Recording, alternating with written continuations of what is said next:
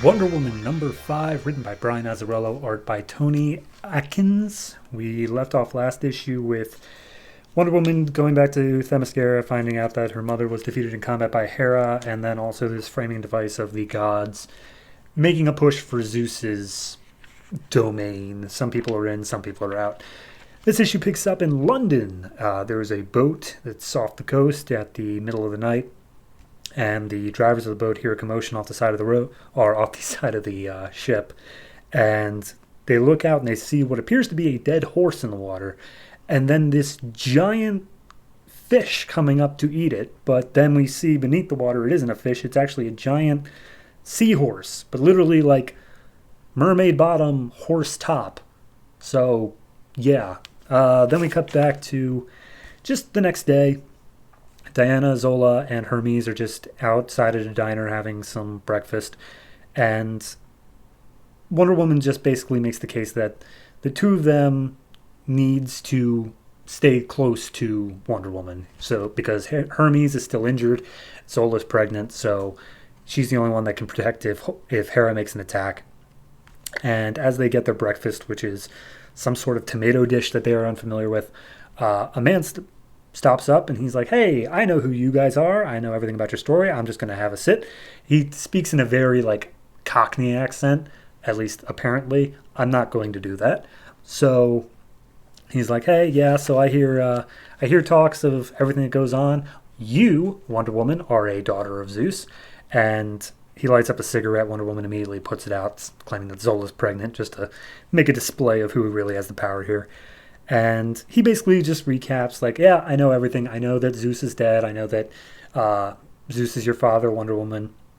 I know about you, Hermes. I know all this stuff, blah, blah, blah." The only one he's not aware of is Zola and how she plays into this, but they really don't hide that very well, so that's the whole thing. And basically, his name is Lennox, and he is just here to point out, hey, Zeus's domain of the heavens is now free range for any gods to make a grab on, and they're gonna make a grab on it. So it's gonna end up pretty cagey for all of us kids of the gods. And Wonder Woman's like, "What do you mean kids of the gods? What do you mean us kids of the gods?" And he makes the case that he is a son of Zeus as well. He's a brother of Diana, technically half brother. He fought in World War II. He was in a London bombing and he just survived without a scratch when everyone else died.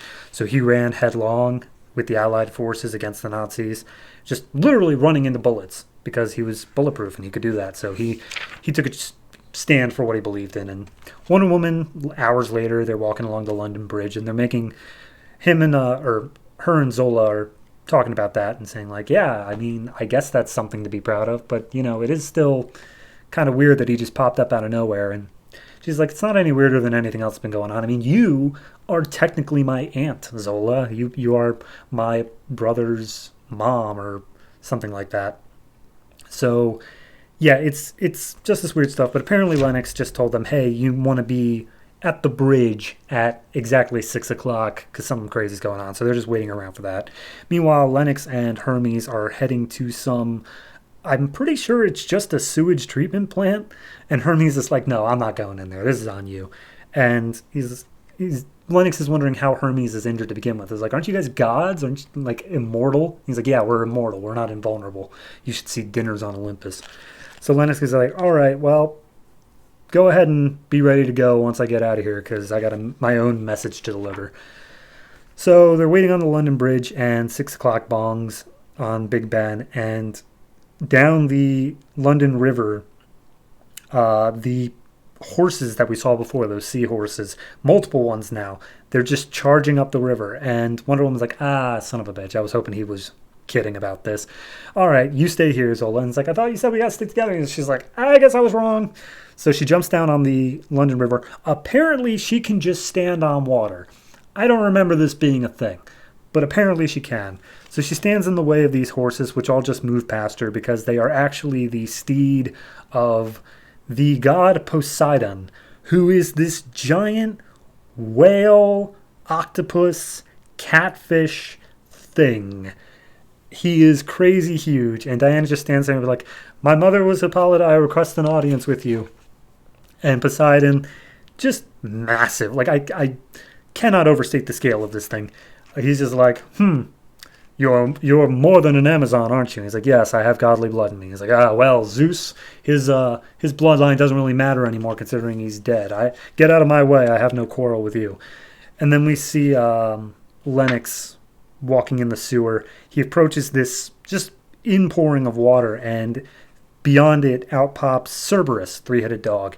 And Cerberus starts trying to tear him apart, but stepping out of it is this younger-looking man he has black armor and just a head covered in candle wax, who calls off Cerberus.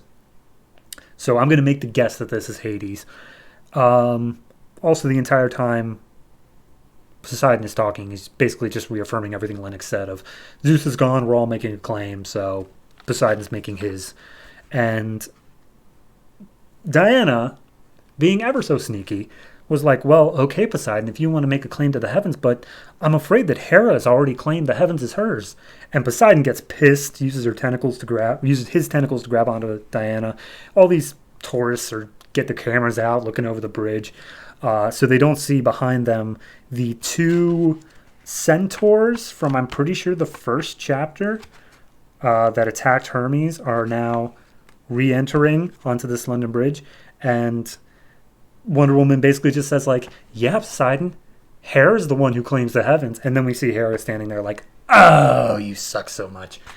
And that's where the issue leaves off. I don't really feel like a lot happened here. Like, yes, we got the whole Lennox reveal and stuff like that, and the Poseidon and all the claims for the heavens, but I also feel like we already knew the claims for the heavens stuff from the last issue.